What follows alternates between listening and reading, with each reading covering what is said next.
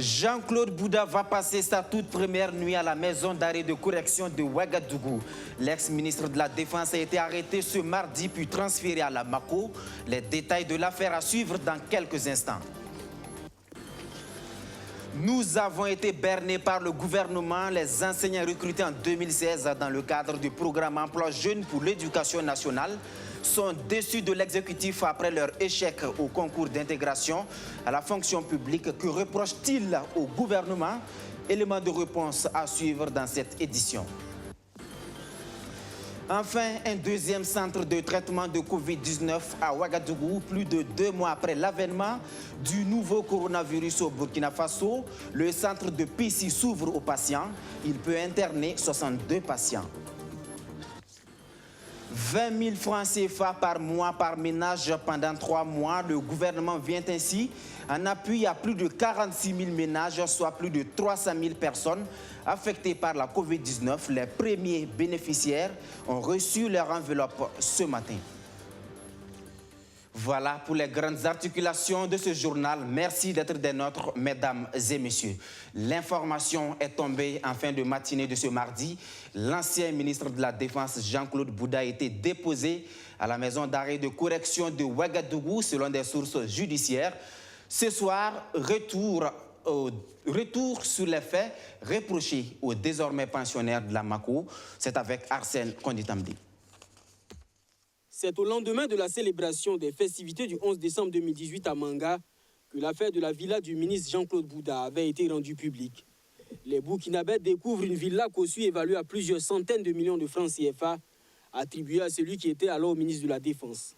L'opinion publique s'interroge alors sur l'origine des fonds qui ont permis au ministre de se construire une telle propriété. Lui qui 2 années plus tôt avait moins d'1 million de francs CFA sur les 2 comptes en banque déclarés à son entrée au gouvernement.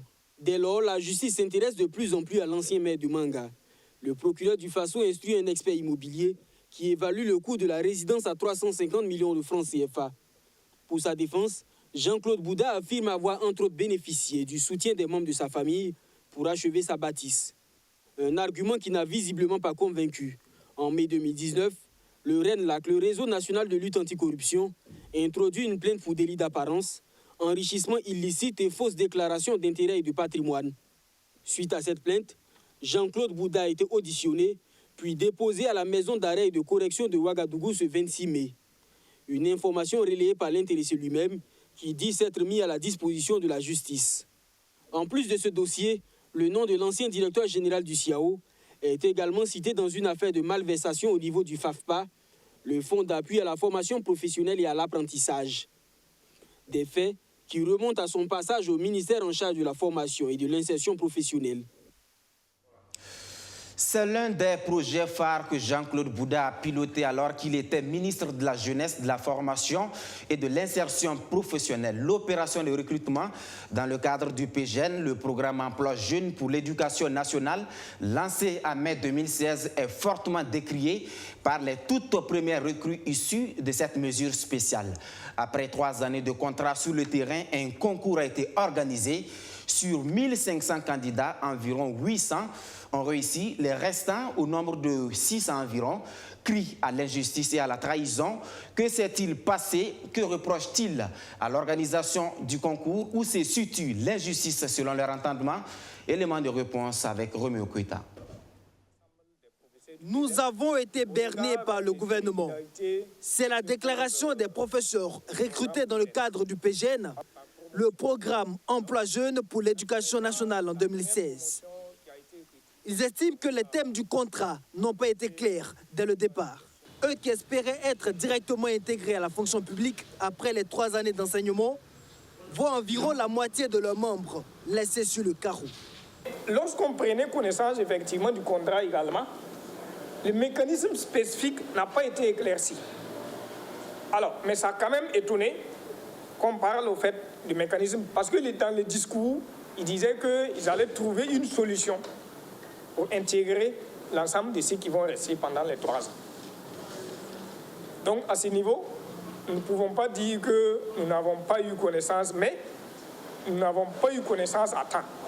Selon les termes du contrat, Après les 3 années d'enseignement, ces professeurs du poste primaire avaient la possibilité d'intégrer la fonction publique. Mais il fallait passer par un concours. Sur les 1499 concernés, 839 candidats ont réussi au test et 660 ont échoué. Et c'est là où se trouve la pomme de discorde. Les candidats récalés estiment qu'ils n'ont pas été évalués sur la base des contenus enseignés durant les 3 années de classe, mais plutôt sur des sujets de niveau universitaire. Même le bac ordinaire que nous avons certainement tous composé, après 3 ans, ce n'est pas évident qu'en recomposant les mêmes épreuves qu'on a composées il y a 3 ans, on va avoir le bac. Ça, c'est une évidence. Donc, pour quelqu'un qui a été sur le terrain et qui a été nourri d'espoir d'être intégré à l'issue des 3 ans par un mécanisme spécifique, peut penser à toute autre chose, sauf au sujet qui nous a été administré.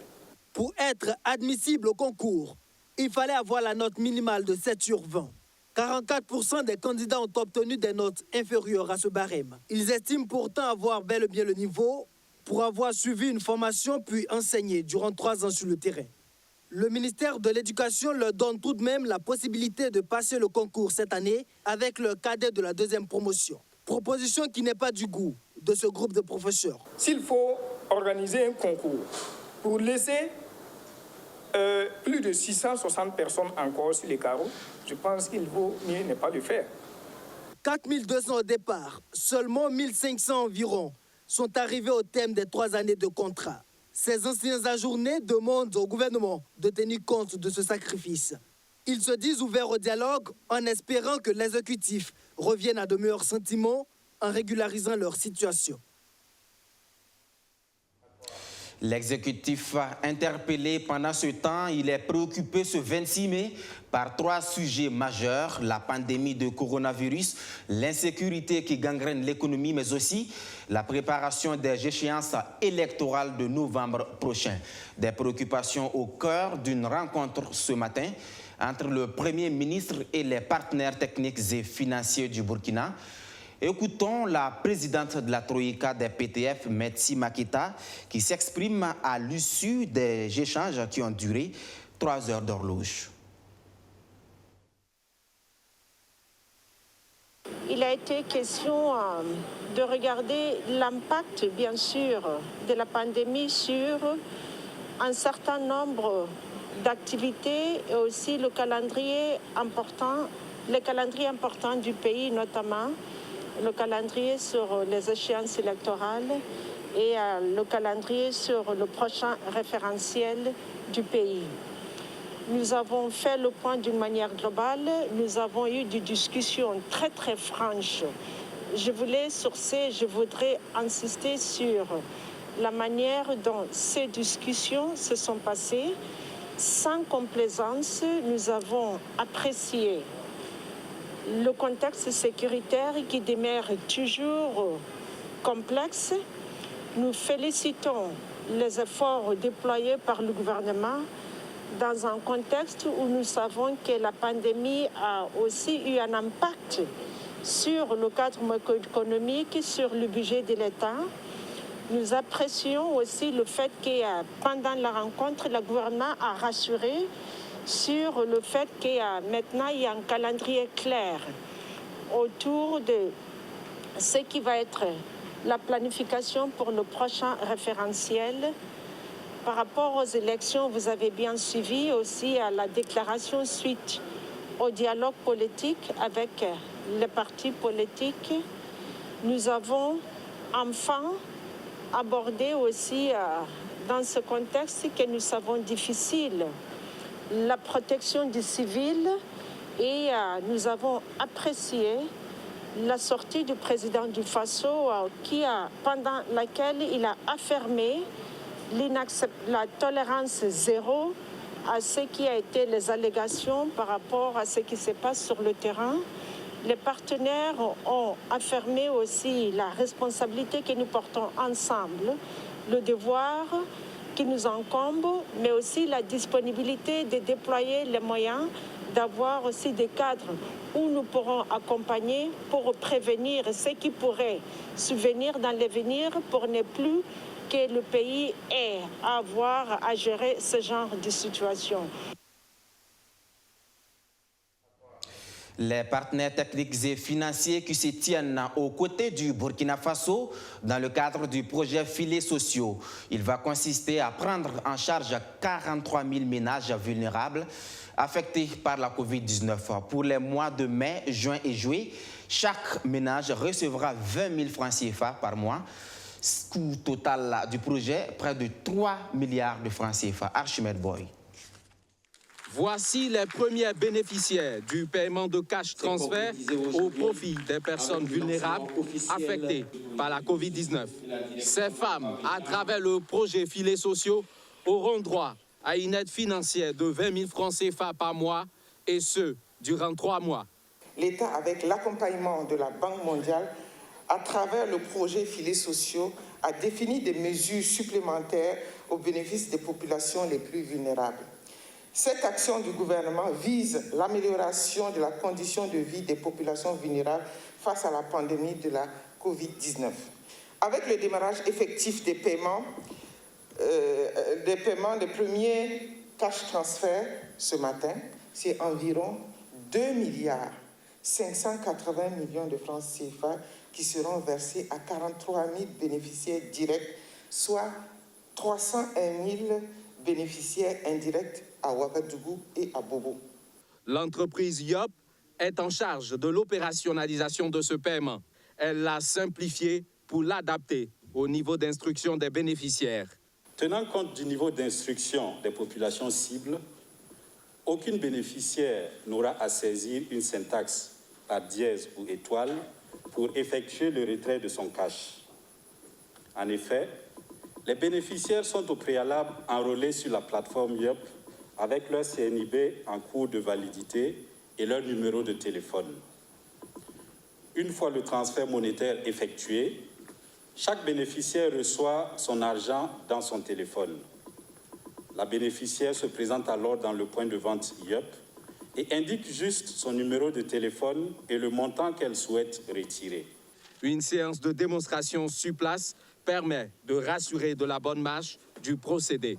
Ce projet prévoit à l'horizon 2024 toucher 216 000 bénéficiaires directs, indique Laurence Marchal-Ilboudo, ministre en charge de l'action humanitaire. Le point sur l'évolution de la pandémie de coronavirus au Burkina Faso, 245 échantillons analysés, 4 nouveaux cas dont un importé, 8 nouvelles guérisons, un nouveau décès et il reste 93 cas actifs sous traitement. Et c'est dans ce contexte que le deuxième centre de traitement de la COVID-19 voit le jour à Ouagadougou. Annoncé à maintes reprises par les autorités, c'est finalement ce 26 mai que le centre a ouvert ses portes grâce à l'ONG Médecins sans frontières. Le site assis au quartier Pissi est doté de 62 lits, dont 9 réservés aux soins intensifs. À sa présentation avec Juliette Ougri et Rémi Lambert-Nibier. Mitoyen au CMA de Pissi, c'est le centre de traitement épidémique de Ouagadougou qui est entièrement rénové et équipé par Médecins sans frontières pour servir de centre de traitement COVID-19. Doté de 62 lits, dont 9 réservés aux soins intensifs, la construction, l'équipement et l'achat des consommables a coûté environ 210 millions de francs CFA à l'ONG Médecins sans frontières. On a donc la capacité de recevoir l'ensemble des patients, qu'ils soient des présumés, donc des cas qui sont suspectés, des cas confirmés ou des cas grabataires. Donc dans ce centre, et on espère donc que l'épidémie, c'est vrai, est en train donc d'avoir des cas donc qui diminuent, mais on reste toujours en alerte avec donc la suite pour que ce centre puisse être en plus dans les capacités du ministère afin donc d'offrir des soins de qualité pour les patients. Et je profite de l'occasion de remercier l'ensemble des acteurs qui ont contribué à la réussite et à la présentation de ce centre aujourd'hui. Plus de 70 agents, dont 37 de la santé, tous à la charge de Médecins sans frontières, vont assurer le fonctionnement de ce centre de traitement. L'ONG Médecins sans frontières s'engage également à prendre totalement en charge les soins des malades pendant les 2 prochains mois. Une collaboration qui réjouit le ministère de la Santé. Et c'est vraiment une grande joie pour le comité sectoriel santé et l'ensemble du comité national qui gère la crise de la pandémie Covid, de pouvoir voir ses capacités d'accueil et de prise en charge des patients Covid et renforcer dans la région du centre, mais surtout donner aussi la possibilité aux différents cas qui seront dépistés de pouvoir avoir le choix entre plusieurs types de centres dans lesquels on peut aller assurer une prise en charge adéquate afin qu'ils puissent recouvrir la santé dans les meilleurs délais. Médecins sans frontières a également à sa charge un centre de traitement Covid-19 de 40 lits à Bobo-Dioulasso.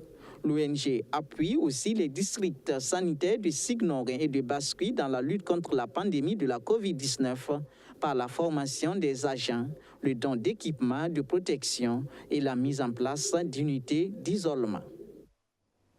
Tout comme l'ONG Médecins sans frontières, l'Union européenne joue sa partition via le programme d'appui à la gestion publique et aux statistiques. Le PAGPS offre au ministère des Finances du matériel de protection d'une valeur de 12 millions de francs CFA. Abdou Aziz Sari. C'est un don d'une valeur de 12 millions de francs CFA destiné à la lutte contre la Covid-19. Il est composé de 20 000 masques et de 1900 flacons de gel hydroalcoolique. Offert au Minefid par l'Union européenne à travers le programme d'appui à la gestion publique et aux statistiques PAGPS, ce don vise à permettre aux agents des finances de continuer à assurer le travail et de maintenir les services du ministère tout en étant protégés. Et ça montre notre engagement vis-à-vis du Burkina Faso en général et plus spécifiquement notre soutien à la réponse qui est organisée par le gouvernement pour lutter contre le Covid-19. Et selon notre avis, le gouvernement a pris des bonnes mesures et a géré dans une façon exemplaire cette crise.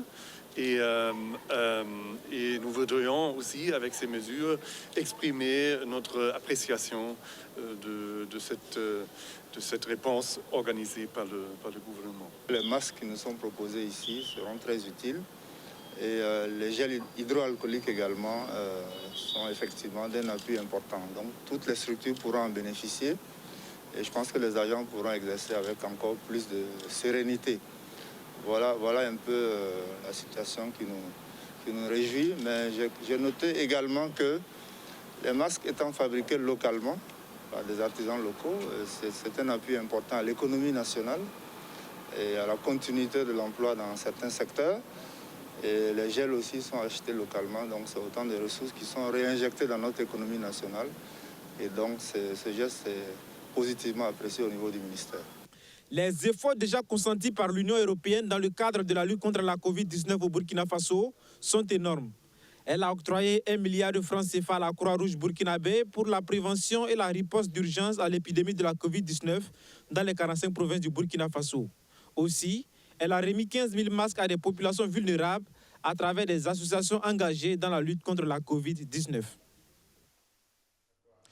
Le BBDA, lui, a transféré des ressources à plus de 2500 artistes au titre du Fonds exceptionnel de solidarité. Question de soulager les auteurs d'œuvres un tant soit peu. L'opération se poursuit à terme. Ce sont plus de 5000 membres qui vont bénéficier des 150 millions de francs CFA. Le Bureau burkinabé du droit d'auteur qui appelle également les artistes à passer à la caisse au titre du paiement des droits de représentation du mois de mai 2020. Il y a près de 286 millions de francs CFA partagés. Justin Amonto. Le paiement des droits de représentation du mois de mai 2020 débutera à Ouagadougou et à Bobo-Dioulasso, 28 courants. Face à la presse ce mardi, le Bureau burkinabé du droit d'auteur souligne que la représentation de mai portera sur 2 types de droits de représentation que sont la représentation directe et indirecte. Nous avons réparti 321 329 507 francs.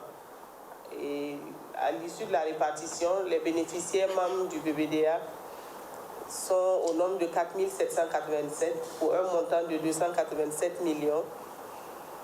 584 266. Il faut dire que par rapport à l'année dernière, nous avons une hausse de 3%. Et par rapport à la masse à répartir, les bénéficiaires du BBDA représentent, la cagnotte pour les bénéficiaires du BBDA représente 90%. Et les autres seront répartis aux auteurs d'œuvres étrangères où nous avons des conventions de représentation réciproque à travers le monde. Les bénéficiaires du paiement sont également précisés au cours de la conférence. Donc, les ayants droit, c'est essentiellement les auteurs et compositeurs en musique. Ce sont les auteurs dramatiques, les humoristes, les auteurs de pièces de théâtre, de sketch. Ce sont également les auteurs d'œuvres littéraires. Parce qu'il faut dire qu'il y a des œuvres littéraires qui sont diffusées au niveau des radios ou qui sont exploitées du moins au niveau des radios ou des télés.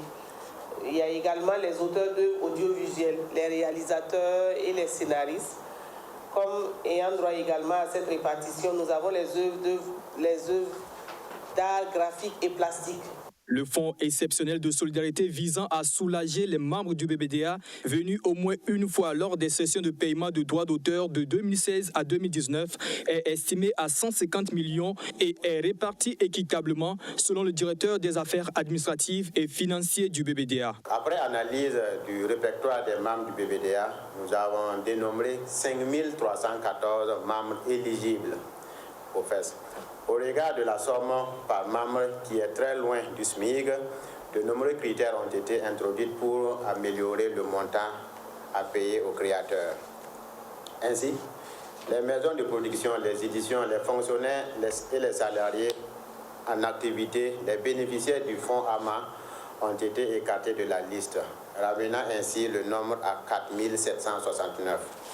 Donc à la date d'aujourd'hui, du 26 mai 2020, nous avons reçu environ 5 700 SMS et 2 546 membres ont été payés à hauteur de 76 380 000 francs CFA. Outre les erreurs de numéro de dépôt pour le paiement du Fonds exceptionnel de solidarité enregistré, la crise sanitaire due à la Covid-19 a impacté le secteur de la culture. La situation de Covid a beaucoup affecté le secteur de la culture et cela aussi va affecter la question des droits d'auteur.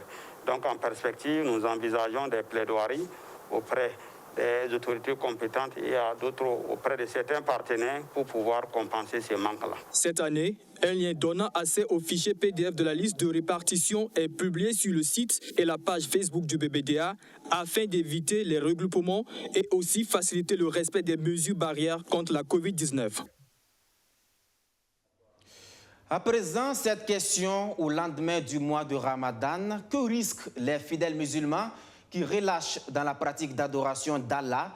C'est un secret de polichinelle constaté par plus d'un leader musulman.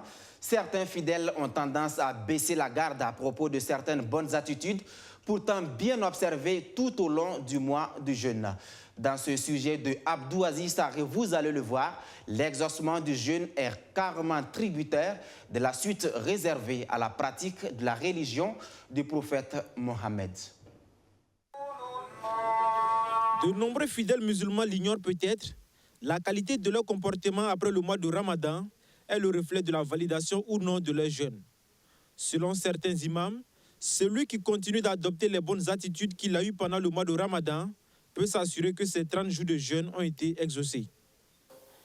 Pour savoir que ton Ramadan est accepté par Allah subhanahu wa ta'ala, c'est dû à ton comportement après le mois du Ramadan. Si tu changes de comportement, tu dis que tout est faisable maintenant après le Ramadan, ça montre que ton Ramadan n'est pas accepté.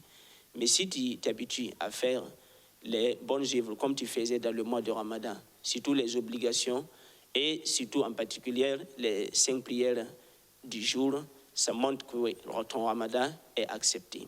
Donc, un musulman qui déraille carrément après le Ramadan, ça montre que son Ramadan et ses jeûnes n'ont pas été bénéfiques et ça ne va pas lui apporter des fruits. Ça, c'est le prophète sallallahu alayhi wa sallam qui mentionne dans plusieurs hadiths qui dit si le Ramadan est fini, ne changez pas de comportement, ne dites pas que tout est faisable. Un musulman, dans les jours de la Eid al-Fitr, dès la nuit, c'est dans les maquis, dans le comportement, ils n'ont pas compris le sens du mois du Ramadan et ils n'ont pas compris le jeûne. Allah subhanahu wa ta'ala dit la'allakum tattaqun, pour que vous craignez Allah. Et pourquoi? Dès la finition, le jour de la fête, dans la nuit, tu te retrouves dans les maquis et dans les mosquées. Ça montre que ce musulman, il doit se repentir parce qu'il n'a rien compris ce que Allah veut de lui et il n'a pas compris ce que veut dire le Ramadan et le jeûne. Donc, il est important pour ces derniers-là de se ressaisir, de se dire que l'endurance qu'ils ont eue pendant le mois, c'est tout un mois. Ce n'est pas une journée, ce n'est pas quelques heures. Donc, c'est tout un mois. Si on est arrivé à observer tous ces comportements durant un mois, je pense que le reste, on peut endurer et puis, en tout cas, bénéficier davantage de la miséricorde d'Allah subhanahu wa ta'ala. Durant le Ramadan, les mosquées refusaient du monde. À chaque heure de prière, les adeptes du prophète Mahomet s'y bousculaient pour pouvoir accomplir leur devoir de croyants. Une attitude que les fidèles musulmans doivent continuer à adopter en dépit de la fin du Ramadan. Tel qu'on fait la prière, on est assidu à la prière, on est assidu aux autres actes, on a appris à respecter tout le monde, c'est ainsi que ça doit perdurer. Voilà. Donc ce n'est pas quelque chose que les musulmans doivent sentir que c'est un ouf de soulagement que le Ramadan est parti. Donc il y a tellement d'actions qu'on peut mener. La lecture du Coran, continuer avec le programme, la visite aux gens, voilà. La solidarité qu'on manifeste envers les uns et les autres en les donnant, voilà, pendant le Ramadan, parce qu'on se dit que ça c'est plus bénéfique. On peut perdurer avec cela. Voilà. Ce lundi 25 mai débute le Shawwal, le mois qui consiste pour le musulman à jeûner pendant 6 jours en guise d'accompagnement du mois de Ramadan. Selon les savants, celui qui observe ce jeûne a les mêmes mérites que celui qui aura jeûné pendant un an. Les fidèles musulmans sont donc invités à s'y mettre. Voilà qui met fin à ce journal. Merci de votre fidélité partout au Burkina Faso et plus précisément à Windigi dans le Loroum. À demain pour d'autres actualités.